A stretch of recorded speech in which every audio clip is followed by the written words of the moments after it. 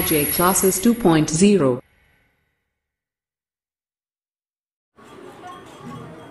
नमस्कार दोस्तों, मैं आरजे सिद्धार्थ आरजे क्लासेस 2.0 में आपका स्वागत करता हूं। दोस्तों, संविधान की एक और कड़ी जोड़ते हुए आज हम पढ़ेंगे राष्ट्रपति की वीटो शक्तियां और फिर इसके बाद महाभियोग। मैंने कहा था दोस्तों कि शक्तियां पढ़ेंगे तो शक्तियां दो भागों में पढ़ेंगे।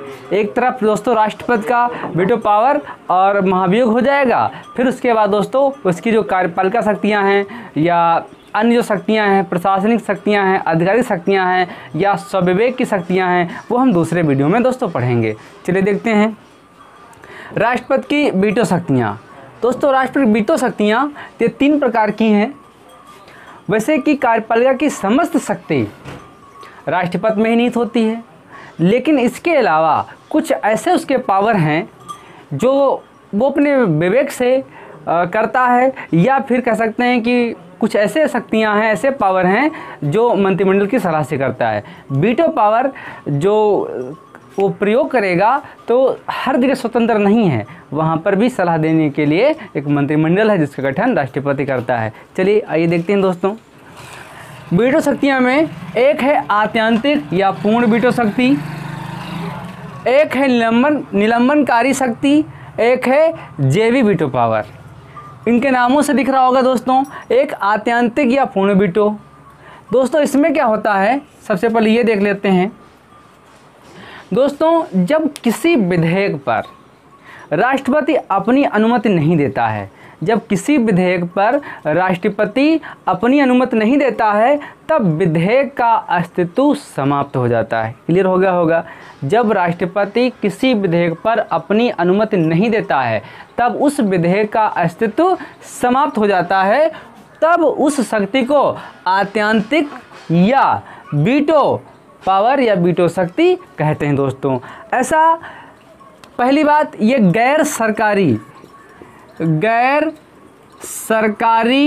कार्यों में होता है, गैर सरकारी कार्यों में होता है या गैरकारी संस्थाओं के लिए होता है। जो सरकार के लिए कार्य किए जाते हैं उसमें इसका प्रयोग नहीं होता है, आप इसको ध्यान में रखेंगे। अब आत्यांतिक या वीटो शक्ति का प्रयोग भारत में पहली बार कब हुआ, ये पॉइंट बहुत महत्वपूर्ण है जो पूछा जा सकता है दोस्तों। तो 1954 में जो राष्ट्रपति थे तो डॉक्टर राजेंद्र प्रसाद थे। इन्होंने अपनी शक्ति पूर्ण वीटो या आत्यांतिक वीटो शक्ति का प्रयोग किया था दोस्तों पेप्सू विनियोग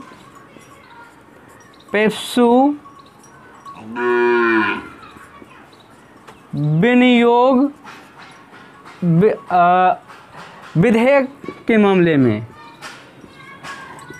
के मामले में पहली बार दोस्तों प्रयोग किया था। तो इसके बारे में देखा, आत्यांतिक वीटो शक्ति वह शक्ति होती है जिस पर राष्ट्रपति अपना कोई निर्णय ना दे, शांत हो या अपने पास विधेयक को रख ले, तब उस विधेयक का अस्तित्व समाप्त हो जाता है। ऐसे विधेयक गैर सरकारी होंगे दोस्तों। इसका पहली बार प्रयोग 1954 में डॉक्टर राजेंद्र प्रसाद पेप्सू विनियोग विधेयक के मामले में किया गया था। अब पेप्सू विनियोग है क्या दोस्तों, तो ये पंजाब का एक हिस्सा, एक प्रांत था जो 1946 से 1956 तक दोस्तों संघ में रहा। उसका जो विवाद था, वो विवाद जब राष्ट्रपति के पास पहुंचा तब दोस्तों राष्ट्रपति ने उस विधेयक को संरक्षित कर लिया। इसलिए इस विवाद को पहली बार गैर सरकारी था, 1954 में डॉक्टर राजेंद्र प्रसाद के द्वारा प्रयोग किया गया और यह पूर्ण वीटो के अंतर्गत आया, क्योंकि राष्ट्रपति ने इस पर कोई अपना दोस्तों निर्णय नहीं दिया था। एक चीज़ और है, वीटो शक्ति कोई यदि प्रयोग करता है पूर्ण वीटो में तो 2 चीज़ें आती हैं। पहली बात, एक ऐसा हो कि सरकार किसी बिल को पेश करे, बाद में सरकार बर्खास्त हो जाए, और दूसरी सरकार जब आए उस पर अपनी प्रतिक्रिया ना दे। ऐसी शक्तियों में दोस्तों जो विधेयक निरस्त होगा वो पूर्ण वीटो या आत्यांतिक वीटो के अंतर्गत आएगा। ये भी दोस्तों एक बहुत बड़ा पॉइंट है जो आप देख लेंगे। दूसरा, निलंबनकारी। दोस्तों, निलंबनकारी देख लेते हैं, ये बहुत महत्वपूर्ण है।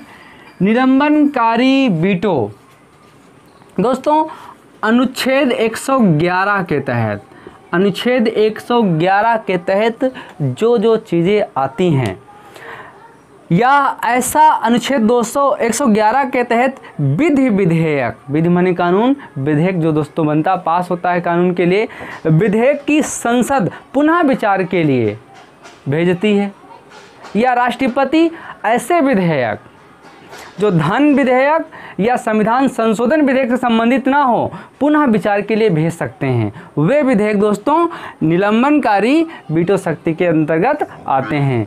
इसका प्रयोग दोस्तों पहली बार 1991 में राष्ट्रपति वेंकट रमन ने किया था। राष्ट्रपति वेंकट रमन ने 1991 में इसका प्रयोग किया था।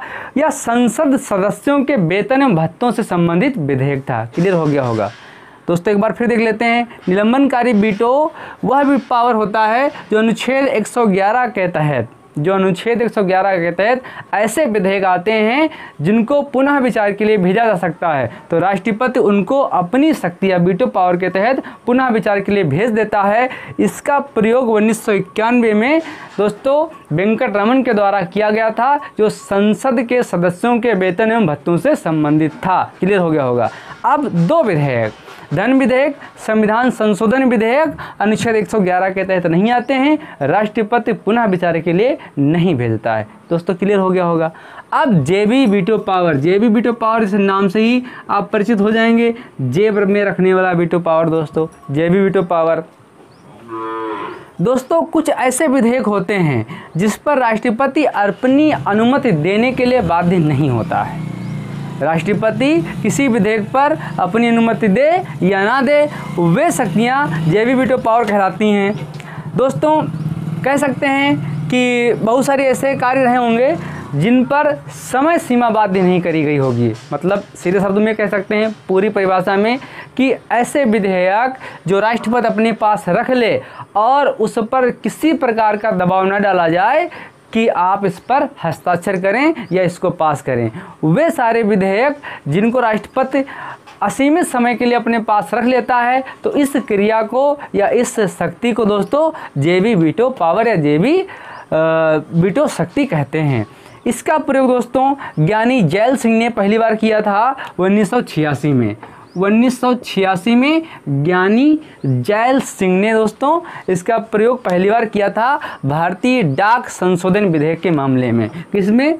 भारतीय डाक संशोधन मामले में। तो दोस्तों ये क्लियर हो गया होगा। इसका प्रयोग 1986 में किया गया ज्ञानी जैल सिंह के द्वारा। तो एक बार फिर देख लेते हैं। अत्यंतिक वीटो पावर दोस्तों वो होता है जब राष्ट्रपति किसी विधेयक को अपने पास रख लेता है, उसका अस्तित्व समाप्त हो जाता है। और ये दोस्तों दो स्थितियों में होता है कि कोई सरकार विधेयक पास करे और पेश करे, फिर उसको बर्खास्त हो जाए, दूसरी सरकार आए और उस पर कोई विचार ना दे, तो ऐसी स्थितियों में दोस्तों अत्यंतिक या विपूर्ण वीटो शक्ति कहलाती है।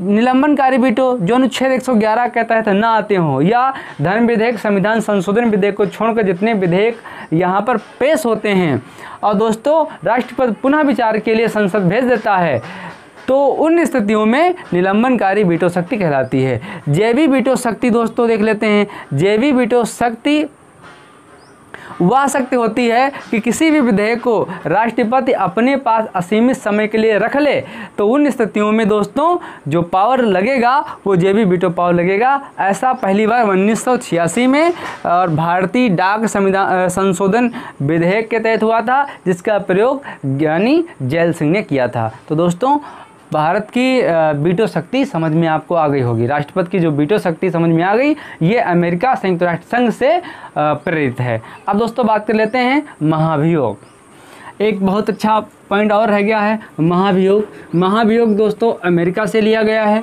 इसके बाद अनुच्छेद 61 में इसका वर्णन किया गया है। महाभियोग राष्ट्रपति पर कौन लगाता है, कैसे लगता है, कहाँ लगता है, ये सब दोस्तों हमें देखना है। महाभियोग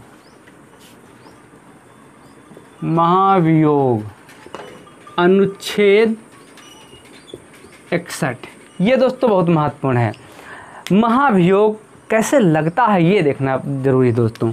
यह संसद हो गया, संसद 3 सदनों से मिल 3 स्तंभों से बनी है। एक दोस्तों लोकसभा, एक हो गया राज्यसभा, एक हो गया राष्ट्रपति। ये दोस्तों हो गया। अब देखिए दोस्तों, महाभियोग किसी भी सदन में, लोकसभा या राज्यसभा, किसी भी सदन में पेश किया जा सकता है। बहुत अच्छा पॉइंट। अब जो महाभियोग यदि राज्यसभा में पेश होता है दोस्तों, तो वहाँ 1/4 सदस्यों के हस्ताक्षर होने जरूरी हैं। यदि राज्यसभा से महाभियोग पास हो गया और 1/4 लोगों ने हस्ताक्षर कर दिए, तब वो दोस्तों लोकसभा आएगा। लोकसभा आएगा और राष्ट्रपति को 14 ये कार्रवाई पूरी करने से पूर्व 14 दिन पूर्व दोस्तों उसको सूचना दी जाएगी कि आप पर महाभियोग जैसी प्रक्रिया लगाई गई है। फिर राष्ट्रपति स्वयं या अपना कोई प्रतिनिधि भेजकर अपना कारण स्पष्ट करवा सकता है।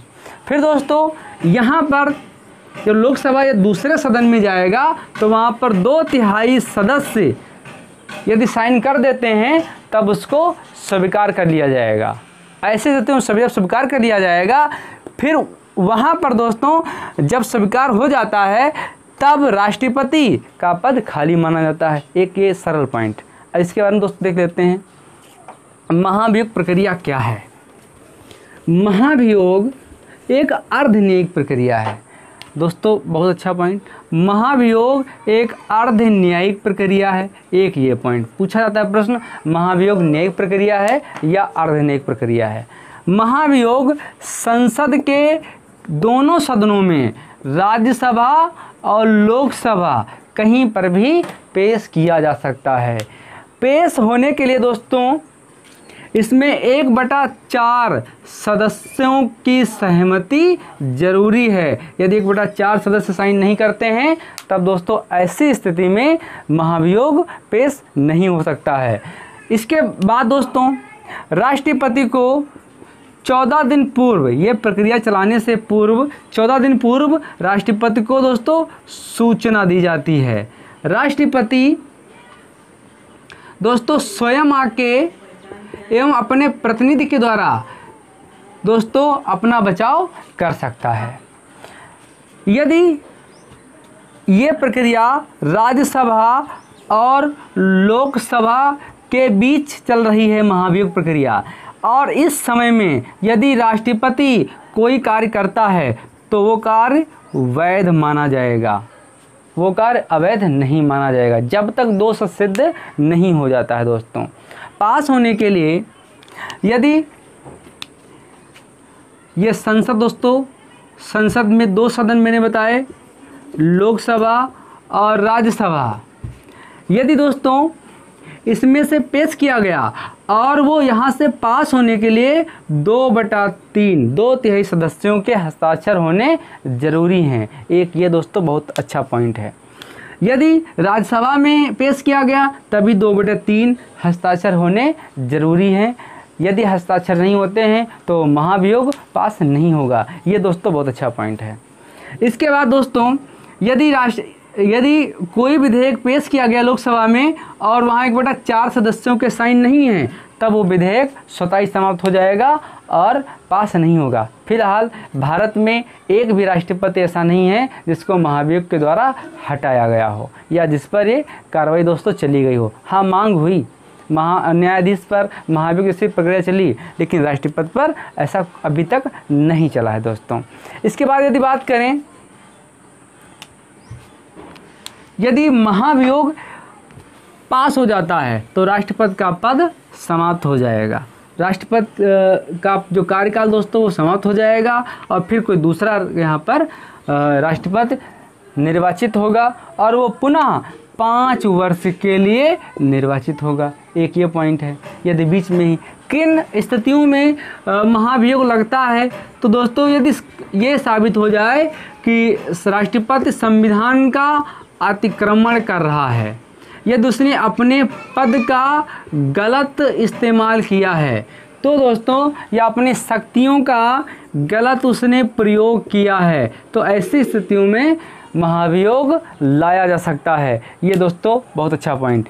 एक पॉइंट और है, जब महाभियोग प्रक्रिया चलती है तो दोस्तों इसको हटाने के लिए या महाभियोग प्रक्रिया में सभी निर्वाचित सदस्य प्लस मनोनीत सदस्य दोस्तों दोनों भाग लेते हैं, लेकिन राज्य विधानसभाओं के सदस्य, दिल्ली एवं पांडिचेरी की विधानसभाओं के निर्वाचित सदस्य ये भाग नहीं लेते हैं, ये सिर्फ निर्वाचन में भाग लेते हैं। ये पॉइंट याद रखना है दोस्तों। जब राष्ट्रपति पर महाभियोग लगता है तो राज्य विधानसभाओं के निर्वाचित सदस्य, दिल्ली एवं पांडिचेरी